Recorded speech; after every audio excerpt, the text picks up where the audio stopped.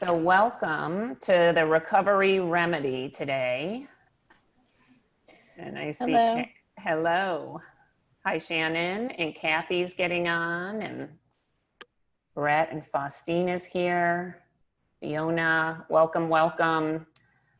So as we are starting to think about, the last time we did a free webinar for the Better Business Bureau, it was called the Remote Remedy, because we were thrown into a situation where we had to learn how to work remotely. If we had not done it before, it may have been new for many people. So we gave guidelines on that.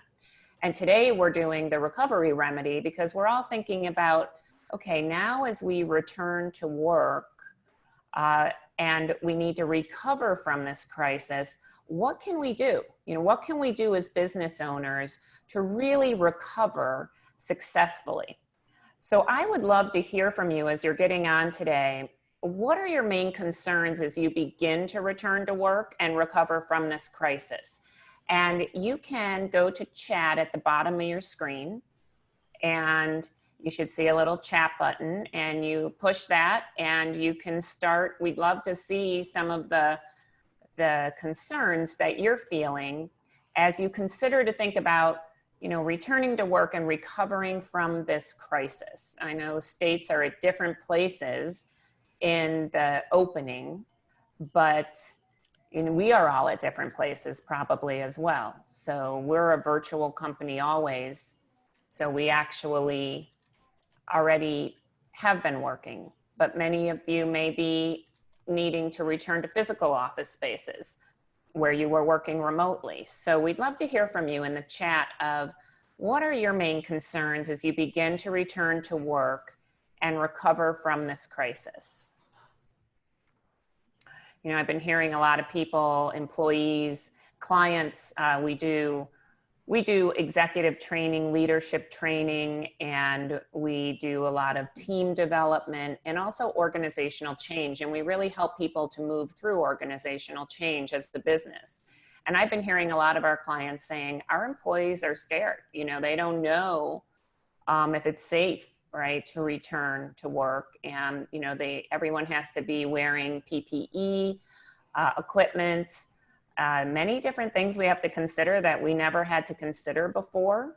So it'd be great to hear from you. What are some of your main concerns as you return to work and recover from this crisis? As we begin to think about that, what are some of your main concerns? So I see Randy said office procedures to make it safe. Yes. So a lot of offices right now and businesses are publishing, here's what we're going to expect of our employees as we return. Here's what we want to expect from our customers and clients. How are we going to interact, right? I know in Arizona here, salons and beauty salons opened on Friday, nail salons. And then on Monday, today, bars and restaurants are starting to open. So they have to have various things in place as they open, such as paper menus I saw that would only be used once and 6 feet apart from each other. And then Shannon says, how do we stay connected with our customers, right? When are they returning? And are there new rules or ways to interact with them? Really good point there, Shannon. Absolutely. It's like, how do we stay connected with our customers during this time? Are they returning to physical office spaces, or are they choosing to work remotely? We know a lot of our clients, even though they're opening and they are going to, they're making a choice where the state might be opening, but business owners are making a choice to not open yet until they really feel it's safe for their employees. And that's what our decisions are as a business owner. And then Faustine said, I'm concerned that customers may not follow the rules and policies that we put in place, especially the ones that don't believe that the virus exists. Boy, Faustine, we've heard a lot of that from our clients as well. In fact, one of our CEO clients said that they got an email because they were requiring their customers and clients to wear a mask.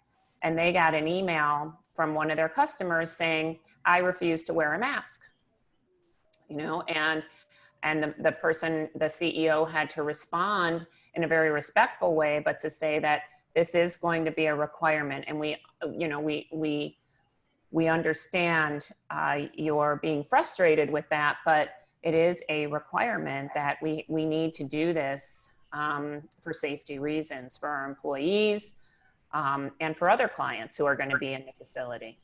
So it's interesting time, right? We have never had to face anything quite like this. And it's something to actually be thinking about, you know, how are people going to be concerned? How are your customers going to be concerned? What are your concerns? You know, and then Brett saying, are things going to go back to what we knew as normal? Or will this virtual shift become more commonplace? And that's something too, Brett, excellent point. You know, everyone's talking about a new normal. And we've been hearing from a lot of business owners that they will now keep their employees working remotely, the ones that really can, and minimize the use of physical office space because it's costly. And they've realized during these last couple months or 6 weeks, 6 to 8 weeks, that, boy, you know, we don't have to. We don't need a physical office space. It really depends on what type of business you have. But they've been seeing that they've been successful working remotely and this virtual shift. And we don't know what's going to happen with this virus. You know, as states open, are there going to be peaks? Are we going to close again? You know, we don't know what's going to happen. This is a great time of uncertainty. And that's why we wanted to put this webinar together for you all, is the recovery remedy, so that you know what are some key tools you can do as leaders and as team members that will help your businesses recover from this crisis. So that's what our point is today. And welcome to everyone as you're getting on. So anyone else have any concerns that they have that you may have as you begin to return to work and recover from this crisis? Any others? All right, great. Well, we will be addressing. What was that? And everything. I was on there this morning. I think. I'm trying to see if I can figure it out because I'm not in there very often. All right, thanks, Randy. All right, fabulous. So we're going to get started. And as we go through the recovery remedy here, we'll be sharing 3 key leadership tools that we believe you must use to successfully return from a crisis. And I'm going to turn it over to Faustine, who is going to say a few introductory words from the Better Business Bureau. And let's unmute Faustine, Randy, so she can. Thank you. Hi, everyone. Welcome. My name is Faustine Chan. I'm the Business Innovation Manager for BB serving the Pacific Southwest. Thank you everyone for joining us today for our webinar. I just have a couple of announcements. Our BB serving the Pacific Southwest, we're actually holding a grant for small businesses, and our application has been open, but it will be closing this month. So please apply today. It's called Main Street Matters. The street is ST abbreviated. You can find more information on Main Street matters.bbcommunity.org. We've actually received over 400 applications. We are vetting them and making sure that they do uphold our standards. So if you are a business owner and you're on this call and you need assistance, you're not getting anywhere with the PPP loan and also the SBA information and those loans, please apply for this grant today. We're also looking for donors as well. So if you're a donor and you would like to support this grant, more information can be found on that page as well. So we have a great speaker today. We also have Randy Ganeshes. He is our moderator for today. He's a technology expert and presenter who has over 20 years of service in technology and video production. And our speaker today is Dr. Sharon Lamm-Hartman. She's the CEO of Inside Out Learning, an award-winning leadership, team, and organizational development consulting company. She has over 25 years of experience, a doctorate from Columbia University, and a master's from Cornell. She currently leads a company to transform companies, teams, and leaders to achieve exceptional results. So go ahead and hand it over to you. All right, thanks so much, Faustina. What a great, thanks for offering that grant through the BBB. So we appreciate it. So we may feel like this is our road ahead as we talk about the recovery remedy today. And actually, it's probably more like this, you know, where we might be facing some bumps and hills and peaks and valleys in the road as we return to work and start to recover from this crisis. So today we're going to share 3 recovery tools that leaders and team members can use to successfully return from the COVID-19 crisis. Because we want you to be able to survive and thrive now and in the future. And we're hoping that at the end of this, you're going to use these 3 tools to help you to recover successfully. And we will be sending out a handout to Faustine, who will make sure that you'll receive that, so that you can use these tools that will be reference material for you. So the agenda today, we're going to talk about 3 key tools: progressing through the change curve. So one of the things we really specialize in is organizational change, managing change, and helping companies to prosper through change. And then we're going to talk about setting SMART goals. And it's actually, we've added an ER to the SMART, to smarter goals, and we'll talk about that. Because right now your employees are probably thinking, and employees and team members and even clients might be thinking, what direction are you going to go in? How is this going to change your business? And then the third is to create and agree on operating norms, because people need to understand, customers, team members, your direct reports, everyone needs to understand how will you operate as you return. So those are going to be the 3 tools we'll discuss today. The ground rules, please ask in chat and Randy will moderate. So if you have any questions, please ask. At the end of every tool, we will take a pause and ask if there's any questions also. But at any time, please feel free to type in chat a question you may have. We've already muted you just to help avoid any oops, I thought I was muted moments. And if you have any technical issues today, this webinar and the handouts will be available later today. Faustine will make sure that you get a copy and that the webinar, the recording, is posted on the BBB website. So real quick, I know we probably all have been doing a lot of Zoom or WebExes, but in case you haven't, I'm just going to walk really quickly through this, that this is your mute on and off button, and this is your video on and off button. So you can easily use those. We will be using chat a lot today. So that's your chat button at the bottom of the screen and your participant list. And you can also go down here where it says manage participants and click on that and you will see the participant list as well. The layout options are in the upper right corner. And then finally, the meeting info is there. So real quick in terms of Zoom basics. So we're going to get right into the first tool, which is the change curve. So this tool has been around since actually 1969. There's all different types of change curve models out there and different managing change models. We use many of them in our work. But what we'd like to do is to find out, where are you today professionally? So if you think about this curve, these are the stages of change that people can go through.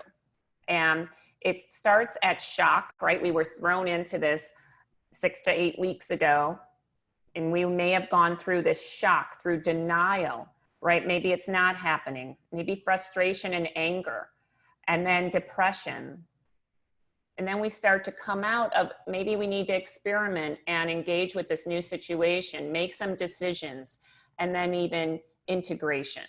So if you can think about, where are you on this change curve? What you can do is we're going to use the annotation tool to find that out. So if you go to the upper, if you want to show that, if you go to the annotate button under view options, and you choose stamp, and you can choose the check mark. So under view options, annotate, choose the check mark, stamp, and then click on what stage are you in today professionally. We'd love to see some of those responses. So seeing some in the experiment phase, which is, initial engagement with the new situation. Yeah, and I would expect many to be there. A decision, experiment, depression, absolutely. We have been, one of the services we do is executive coaching, and many of our clients are feeling that and go in and out of it. And that's the other thing. You might feel one way today and another way tomorrow because something happens. So you can see here that people are anywhere from depression to decision, and that is, to be expected because we've been in this a little bit of time now. So you've probably moved through those first initial stages. So now let's take a look at where are your teams today? So the same change curve, but I'd like you to do the same thing, which would be to go up to the view options, click annotate, and then click stamp and choose check mark. And then click on the stage where you feel your teams are today. And I'd like to see the difference, between where you are and where your teams are. That's why we're asking this question. So seeing some frustration, right? Recognition that things are different, sometimes angry. Maybe on that line moving between frustration and depression. Some an experiment, right? Initial engagement with the new situation. So kind of seeing a little bit of difference between where you are and where your teams are. And if you're a team member, it's where you are, right? As a team member. So, and then some in decision, some in frustration. So let's take a look at and do a poll, because what I'd like to do is to compare where you are to where your teams are. So let's launch the poll, and I'd like you to choose on the poll that I am further along on the change curve than my team. My team is further along on the change curve than myself. My team and I are in the same place on the change curve, or I have no idea where my team is. So let's go ahead and see where you are. So take a poll and choose out of those 4 responses.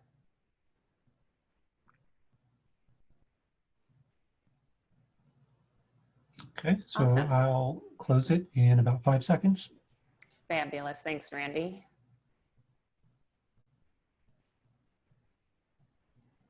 All right, so we're ready to see the results here.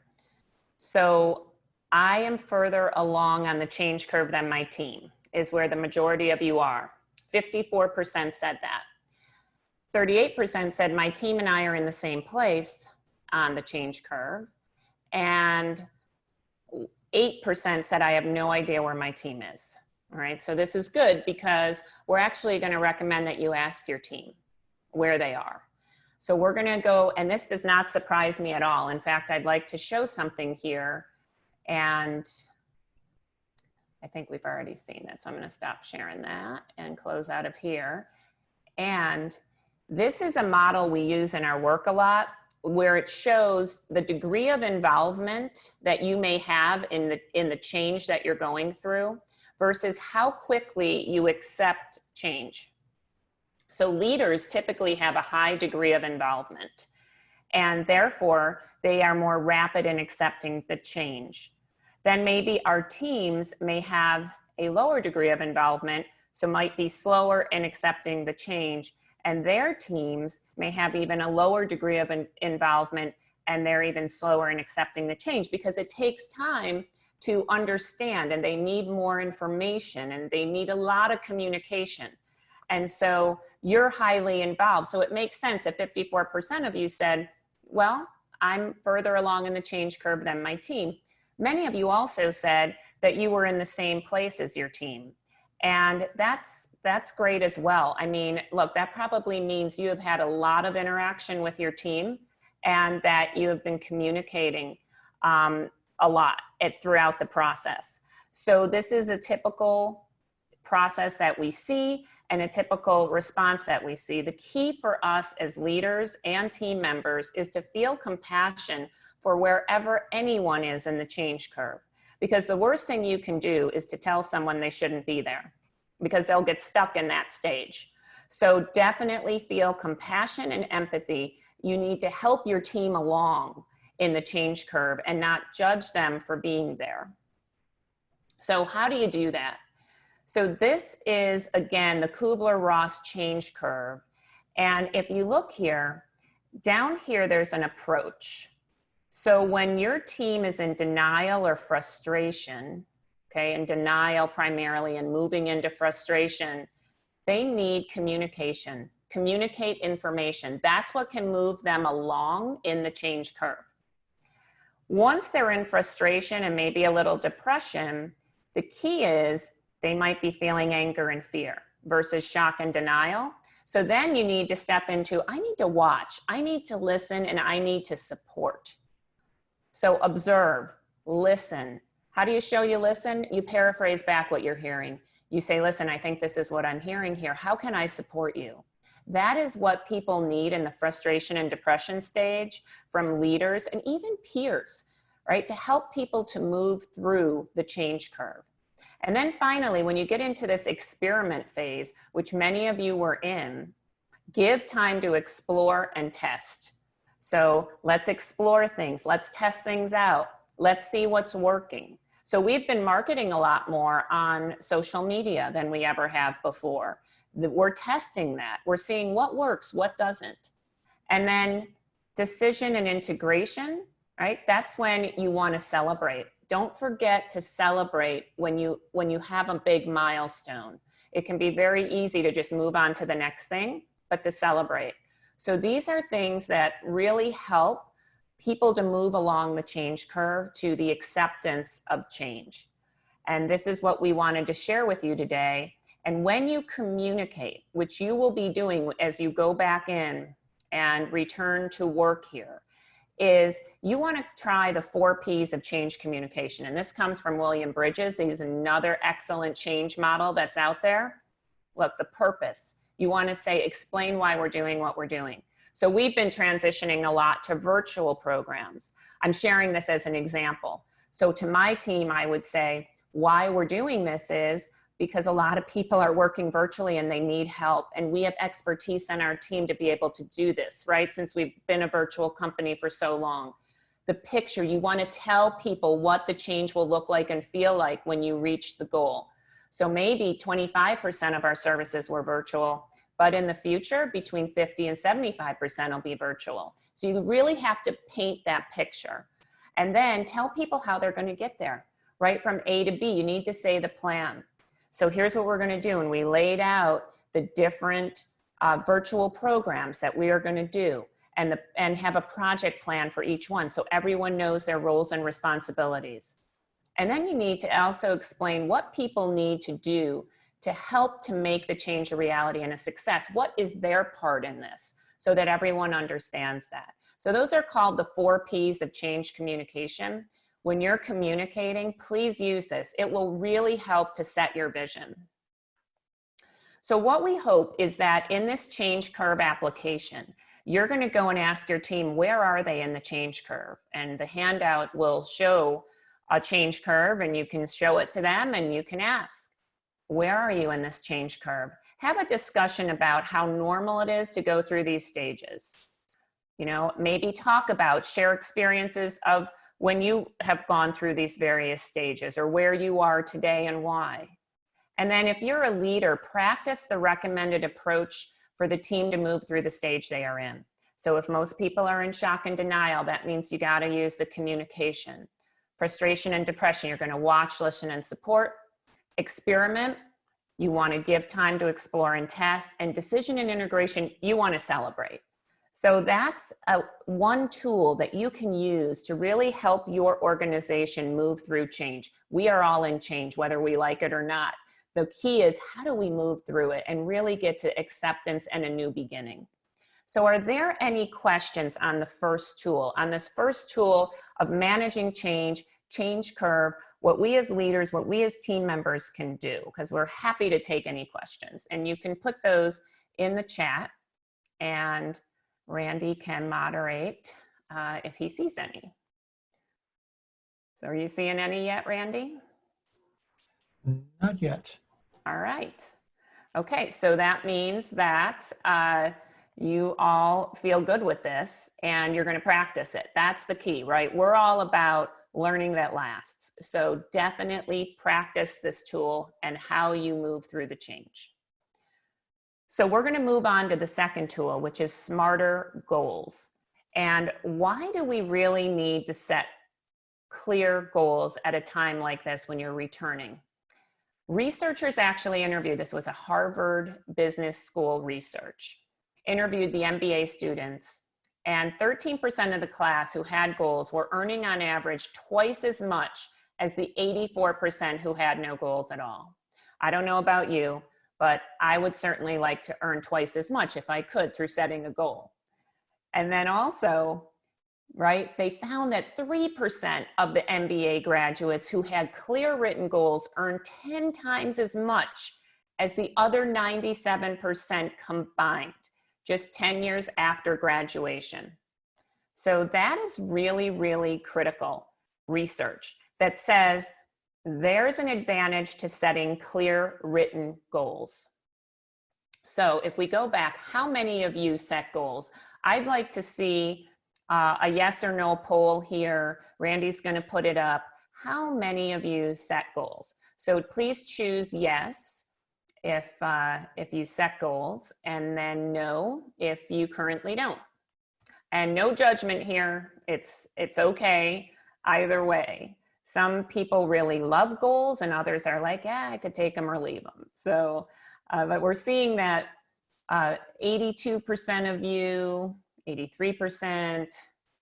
So let's take a look at the results, Randy. Great. So we see 83% of you currently set goals and 17% of you do not. So I appreciate the openness and the honesty, and we're going to walk you through a method for setting goals that can really, really help you to communicate what your vision is and what the goal is to your teams, and for team members to really understand what your goals are. So you may have heard about SMART goals. We have added an ER, smarter goals, because especially when returning from a crisis, you need to make sure that they're executable and rigorous. So the S in smarter goals is for specific, right? So we really want to make sure, does it specify what needs to be accomplished? So sometimes in our executive coaching, you know, someone says, I want to be a better listener. Well, guess what? Being a better listener is not specific enough, right? What does that mean? Well, maybe it means that I need to listen to someone else first before I offer my perspective, right? Seek first to understand before being understood. That's a way of getting it even more specific. Are they measurable, right? Are there clear criteria to measure that success? Is there a detailed plan on what needs to be done to achieve this goal? Are they measurable? So if in the case of better listener, right, how are you going to measure this? And maybe it's in a 360 feedback that you're going to do. Actionable, right? Are the key steps identified that need to be accomplished? This is critical. If people don't understand the plan of what's going to happen to get to this goal, they're going to be less likely to buy in and accomplish the goal. So this is clear written goals, smarter goals. R is for realistic, right? Are they realistic? Are you saying, I want you to be a better listener by tomorrow? Because that is probably not as realistic as, you know, we're going to practice these techniques and next month you're going to be a better listener. And we're going to do a 360 to confirm that, or 6 months from now. Is it realistic? T, is there time bound, right? Is there a completion date? Because if there's no completion date, no one really feels a sense of urgency. and you need a sense of urgency to move forward, but a realistic one. So here's the E and the R that we have put on here. Executable. So has this been broken into key actions?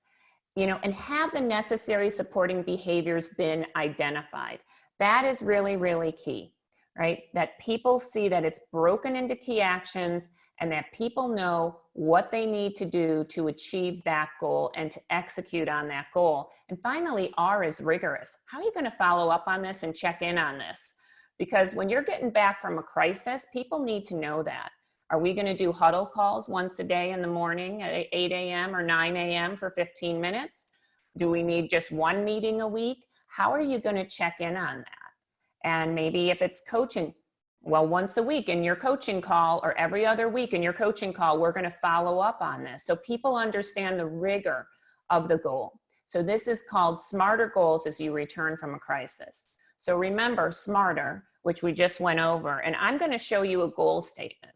And then I'm going to ask you to use annotation to check which of these criteria this goal meets, okay? But let's just take a look at the goal first, which is, let's say that the business is a wholesale liquor distributor and that revenue is down by 80% due to COVID.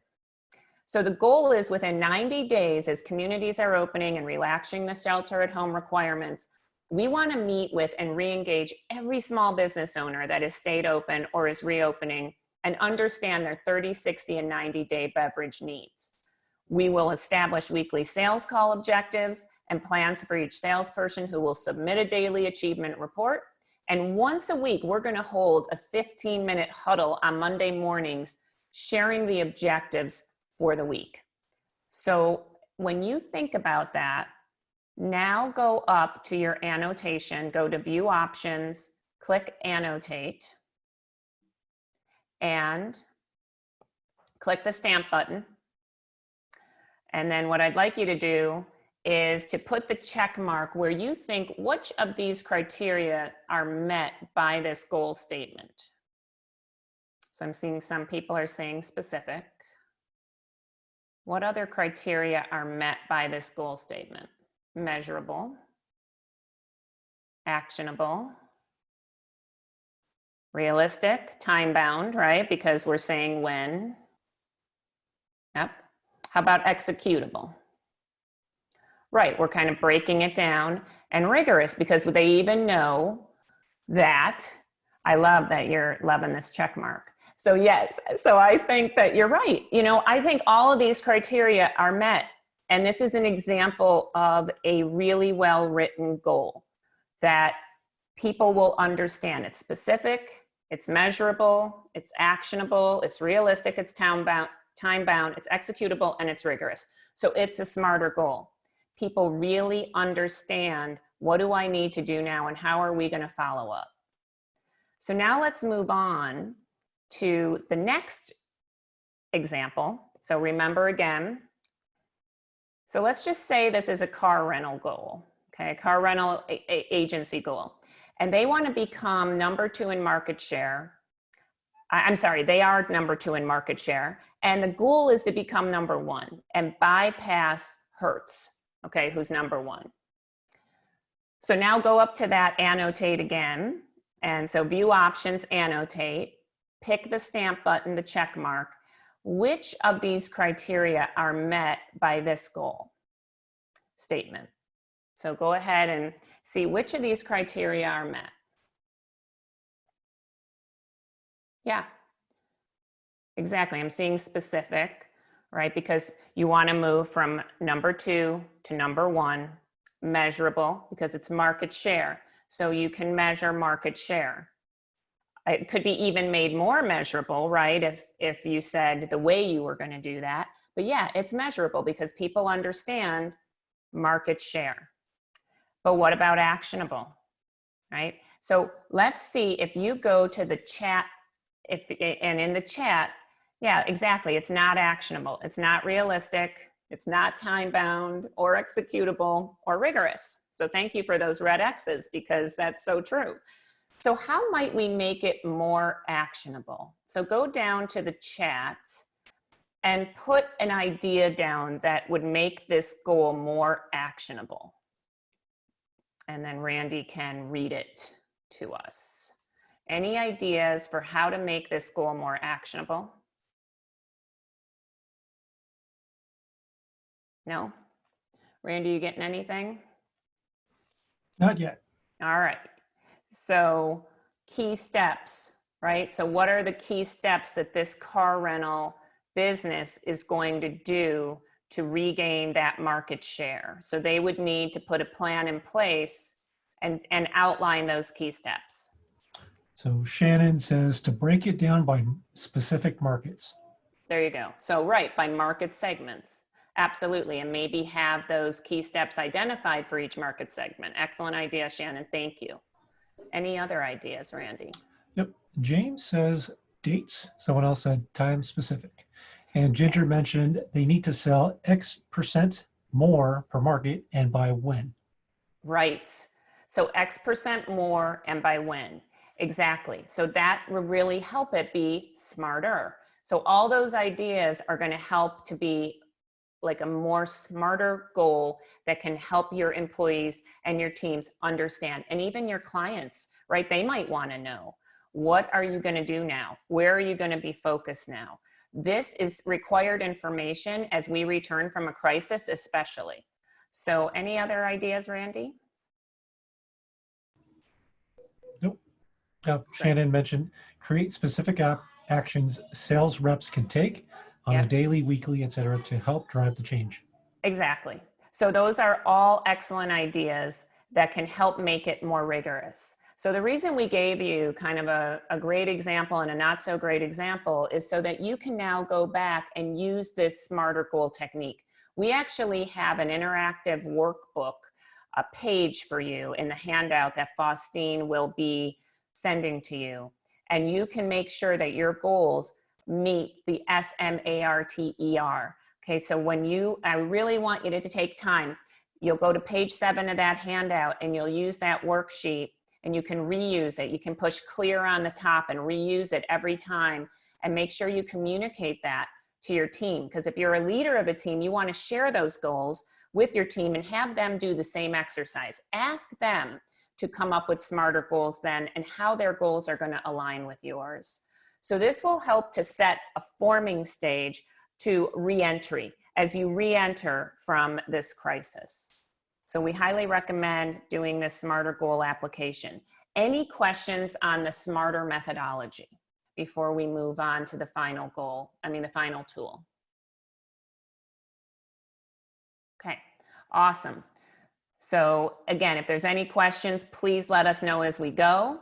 And now the third tool is operating norms. So one of the things we really specialize in is we help teams to define their goals, define their strategies, and define their ways that they want to operate. And so here is what an operating norm is. So operating norms are a set of agreements about how team members will work with each other and how the group's going to work overall. And these agreed upon behaviors allow the team to increase its collective team performance, right, through healthy debate and clarity of purpose and roles. So people are going to be wondering, how are we going to operate now? And how is it going to be different than the way we did before? That's really, we even saw some of those written in your concerns when we started this webinar. What operating norms help with is empowerment. Your team will feel empowered. They're going to know the rules. They're going to know the norms. And then you want excellence. You want team excellence. You want excellent performance and integrity. You want people to be integrity with your operating norms. So we're going to actually create a set of operating norms now. And you may choose to use some of these. You may not. But your team can maximize productivity and realize your vision and live your values and deliver exceptional results for your clients when you develop these operating norms. And then what you want is to get alignment and agreement on operating norms, and it helps you to continue to grow and bond as a team. So something that you can do is that we're going to demonstrate this exercise, and you can go and do the same exercise with your teams and come up with a buy-in of your operating norms. So we have set 4 different categories: meeting effectiveness, communication, teamwork and accountability, and safety. We added safety to this list because right now people are really concerned with safety. Many of the concerns that we saw in the beginning of this webinar was around safety. So we're going to take one category at a time. We're going to model this exercise by doing it together. And again, you may choose to adopt some of these that we do, but you may not, and you're going to do this exercise with your team. And then we're going to put a check mark next to your top 3 in each of these categories. And then you can repeat this with your team. So let's move on. Safety. Here's some example of operating norms. Right? This is stuff we've been seeing. My hair salon, right, opened Friday. I have not gone yet, but it says temperature check before entering work. They're taking temperatures before even clients can walk in there.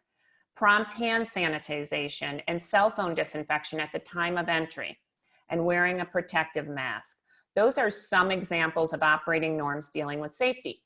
What are some others that you may want to institute for your team? So type those in chat. Type those in the chat.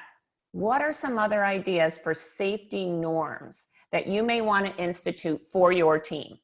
And just type them in the chat, and then Randy's going to capture them on this page right now as you're typing them. So here we have social distancing in the workplace. Absolutely. We're seeing that, restaurants can't sit more than 6 feet apart. I have one client that's a government agency. They are saying that there can't be more than 10 people in a room 10 feet apart. Okay, wear gloves when using fitness machines. Yes, please, right? Continue no handshaking. Yeah, it's not rude. We're just not going to shake hands right now. Maybe wave 6 to 10 feet away, please.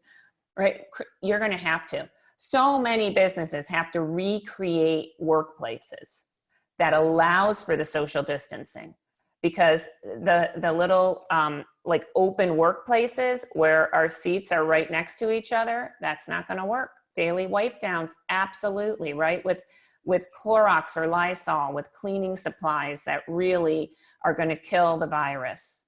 So these are all excellent ideas. Even providing signage with new operating procedures, great ideas. And then everyone understands this is an operating norm as it comes to safety. So now what I'd like you to do is to go up to annotate.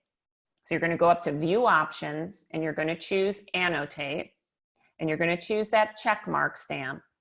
And I'd like you to pick 3 of these that you think you will most likely would want to adopt for your team. So choose 3, just check mark 3 that you think you would want to adopt for your team. Great. So see, everyone's different, and there's a lot of great ones on here, but this is what you can do with your team. So you can now say, all right, let's sit down. Let's talk about safety. Here's my ideas on safety. Do you have any to add?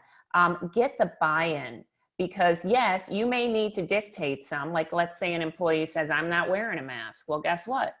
You need to wear a mask right now, okay? Because we need to be protective of other employees and our clients, right? That might be what you choose for your business. So you may have to go against consensus sometimes, but whenever you can get that buy-in, they're going to be more likely to do these norms.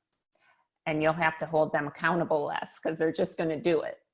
All right, thank you so much for that. And then we're going to move on to the next set of norms. So meeting effectiveness. So here's some examples. All meetings are going to be held virtually until further notice. Maybe people still continue to do virtual. Maybe they're back in their offices because they are 6 to 10 feet apart, but they're going to still do virtual meetings. No multitasking during virtual meetings. Be here, be now. So easy to multitask. We're all guilty of it. We've all done it. That it's so easy to multitask. But no, don't multitask. And people are allowed to call you on it if you are.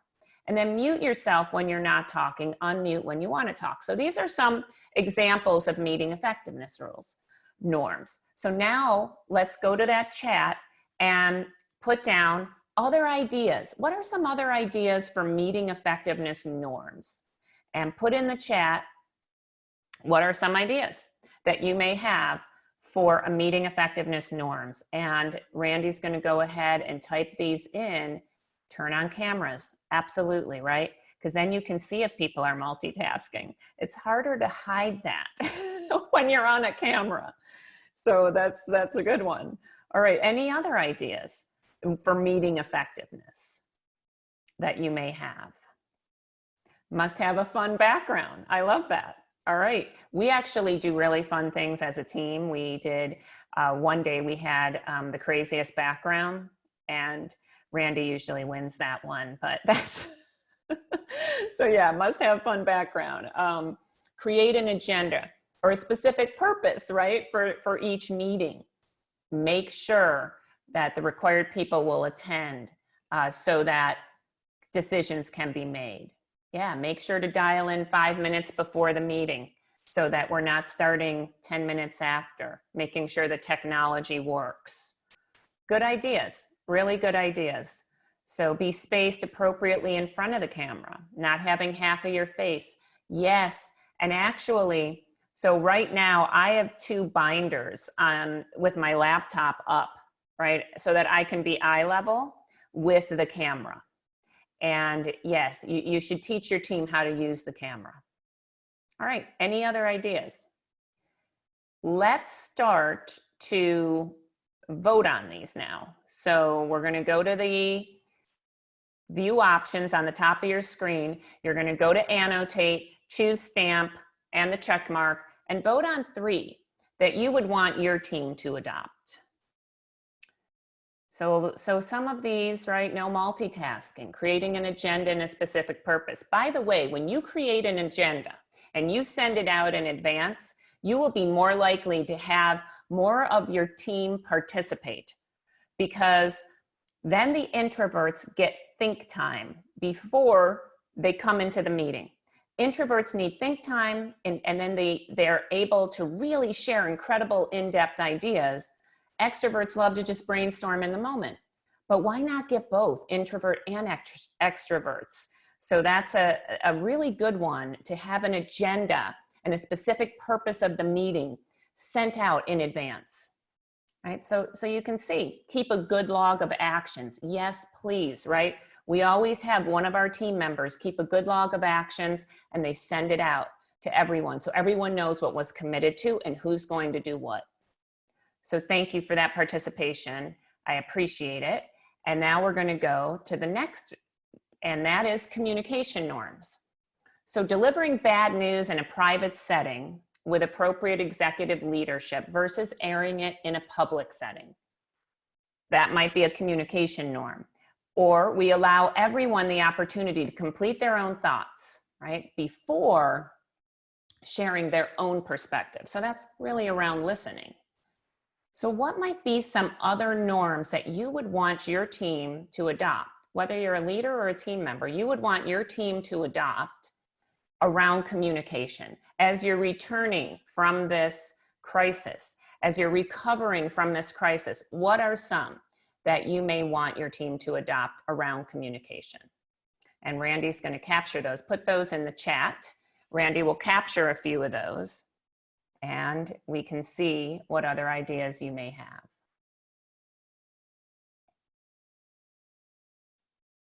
Yeah. Right, a fun background can be distracting. Nora said that, and you know, Nora, you are so right. Like, if you want to have fun with your team, it can be a great, like, fun Friday thing, or even wearing a crazy shirt or a crazy hat. But if you're in a serious meeting, you might not want to do that. And then being inclusive, absolutely. So don't leave out someone that you may like less, right? You want to include the team in the communication. So absolutely. Any other ideas you have around communication norms? Okay, well, I think you're getting the hang of this. Even if you don't complete them, you can see these are types of norms that you can do, and then you can have your team vote on them. I usually say around 3 norms per category, so people really remember them. And then you can write them all down on one PowerPoint chart and really make sure that gets sent out to everyone. So I just saw Laura say, make sure that the same message is being shared by all levels of management. Absolutely. So maybe there's a flow down norm that someone sends out the communication that's to be shared and you don't deviate from that. So that could be a great communication norm. Absolutely. Or cascading. So Ginger is saying cascading communication.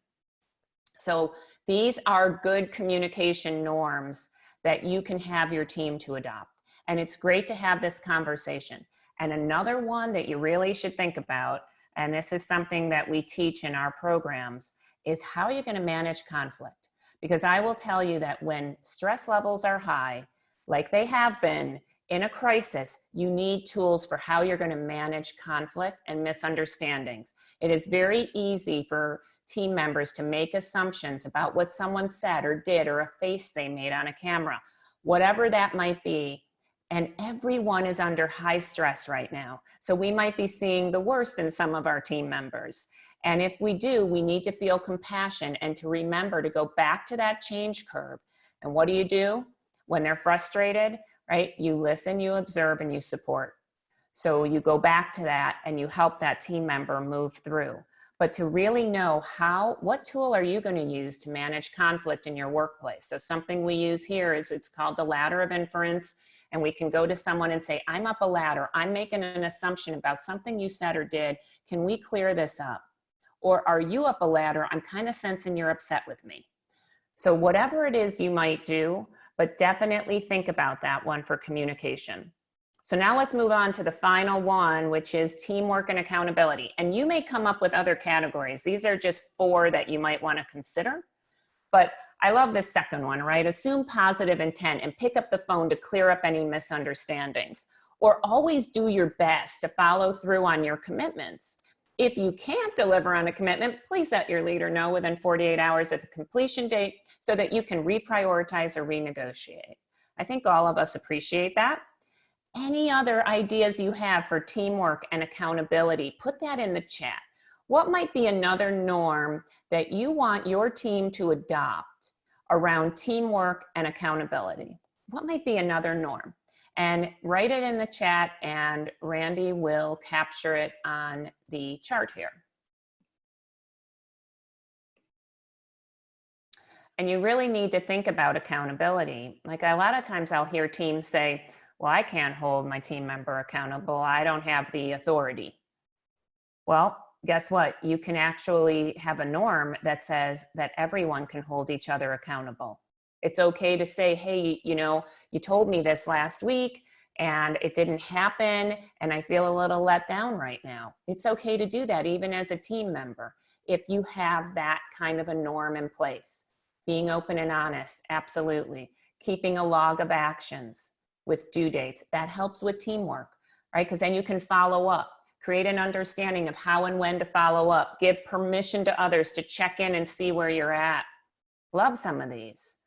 Yeah, using tools such as Asana to look at progress of colleagues. Yes, there are so many great tools out there that you can do to look at progress, to track actions. So choose which one that would really work in your workplace. So now let's go ahead and go up to the view options, choose annotate, choose the stamp, the check mark, and check what are 3 that you would want your team to adopt. And if there's not 3, maybe there's 1 you really like here.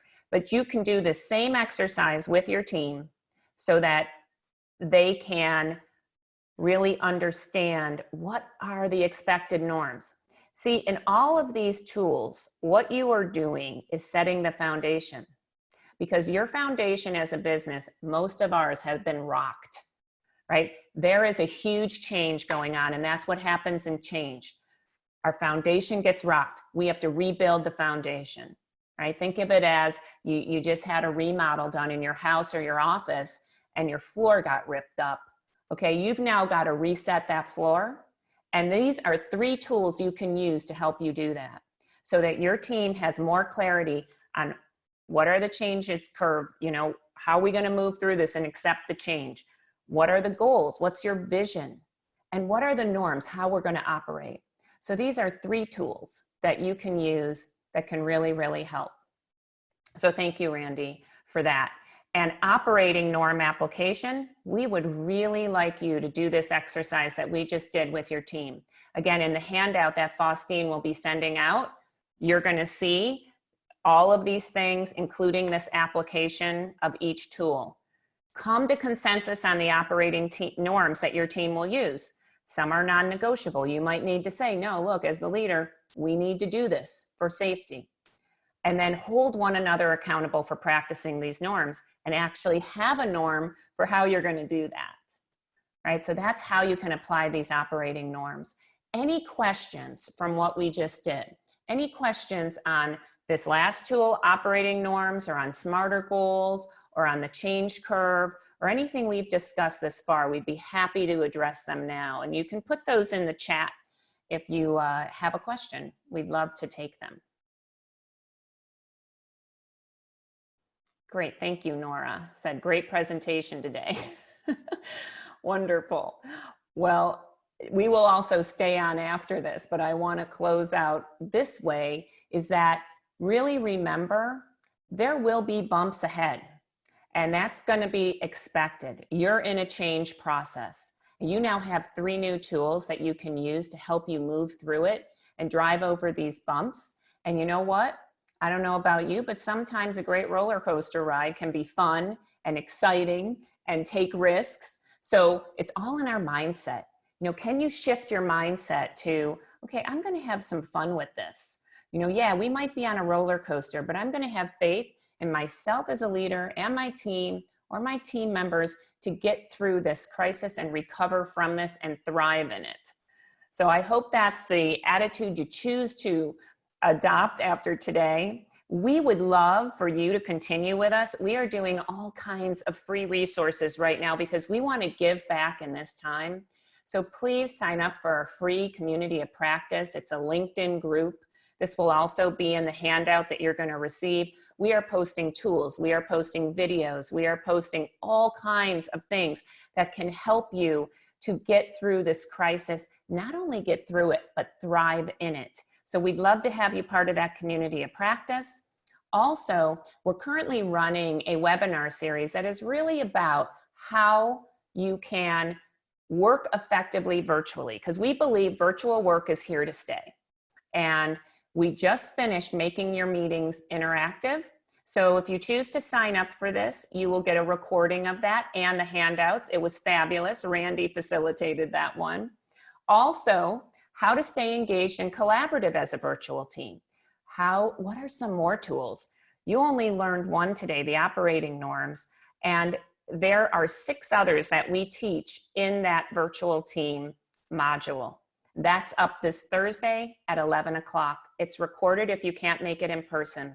And then building relationships virtually during times of challenge. How do we continue to build relationships with our stakeholders, our suppliers, our customers, our peers during these times? There are some great ways that you can continue to do that. And how do we stay centered during these times of transition? So often we can be tossed off of our center, right? We can be upset or frustrated. How do we keep centered? How do we return to center during that time? And we give you some tools for how to do that as a leader, and that you can also do with your teams. So all these webinars will be recorded so you can watch later if you're unable to attend. If you have any questions, you can email Samantha, and it's incredibly at a big value right now, and a 20% off if you sign up because you attended this webinar. So you just use BBB as the code. So please connect with us, join our community of practice on LinkedIn, and also your handout's going to be sent out today with all this information in it so you can use it as a reference. And then I will take any questions that you may have and stay on for that. But so I see one from Laura saying, what are some good ideas as to how we can network for opportunities in this new virtual only environment? All right, that's a really good question, Laura, in terms of, you know, how do we network for opportunities in this virtual only environment? So something that we've been doing a lot more of, Laura, is social media, where you know, primarily in the past, we've worked with a lot of Fortune 500 companies, and also we've had mid and small size businesses, and we weren't as active on social media. So we have been becoming much more active on social media in the virtual environment. I've also joined a number of networking groups and offer these free webinars. You know, this is the Better Business Bureau has, you know, accepted, sorry about that, has accepted our free webinars. WeBank has accepted those, WPO. These are all networking organizations. LaTip is an excellent one also. And we offer these things and say, look, can we help in this way? Here is a way that we can help. And it's going to be complimentary. Also starting a LinkedIn group, right? Like we have here, a free community of practice is another good way. Joining, I'm part of the No Bookin' Tribe, right? So you really need to find these organizations that you want to be part of and be networking with them on their Facebook groups so that you can start to become known there. I offered a master class there. So those are the types of things that we are doing. Also, we've joined LinkedIn Sales Navigator, which is a very affordable, I didn't even know it existed. And it kind of tells you, here are things going on in your industry that you may not be aware of. So we just signed up for that a couple weeks ago, and it's like $84. And it is a great way to continue to network. And we saw like a bunch of our clients had moved on to other organizations and we didn't even know it. And that was in the Sales Navigator, just that it's a LinkedIn service that they offer. So that's one idea. I just gave you a ton, but those are some ideas, right, that you can do to continue to network for opportunities during these times. And we, you know, I'm in a couple of mastermind groups that I've joined. And I'll tell you what, you get in one of those mastermind groups, you know, where there might be 6 or 10 people and we all have each other's backs. And it's like, what can I do to help you and your business? So that's what you want to be surrounding yourself by during this time. So What Sharon, else? I have a similar best practice. So Great. I'm part of a cybersecurity group, and what we did was we held a best practice Zoom webinar. So we all joined and we all shared a best practice that we've been using lately. So it was a Awesome. networking opportunity of like-minded people and in the same profession. Yeah. And if anyone else, thank you, Randy. If anyone else has ideas, please share them in the chat as well, because what I just said is not an exhaustive list, but those are some of the things that we've been doing to really help with the times, right? So we can continue to build relationships during these times. So what else? Any other questions that you may have today? All right. Well, fabulous. I hope you found this valuable. And yes, virtual happy hour, Nora says. Absolutely. There's been a lot of those. A lot of times we'll do a virtual happy hour and say, hey, wear a crazy hat or bring a prop, you know, from your desk, or wear a crazy shirt or do a crazy background. So you can have some fun with each other as you are going through these times. We need to keep each other laughing. So very good. All right. Well, we have Fancy Friday. I love that. That sounds fun, Faustine. A Fancy Friday where we dress up. I love it. Fabulous. Good. All right. Bow tie and everything. Wow. I love that. So that's good because, you know, I saw some social media thing yesterday, a video, and where it was like, where, you know, where the woman was saying, you're going to have to wear pants again, pants with a zipper and button.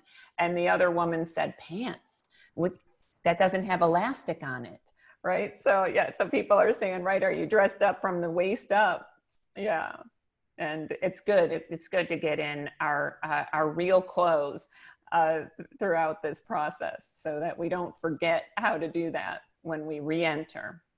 So wonderful. Well, please keep in touch with us. We love hearing from you. We appreciate the Better Business Bureau, Faustine, for for allowing us to do these webinars and get this information out there.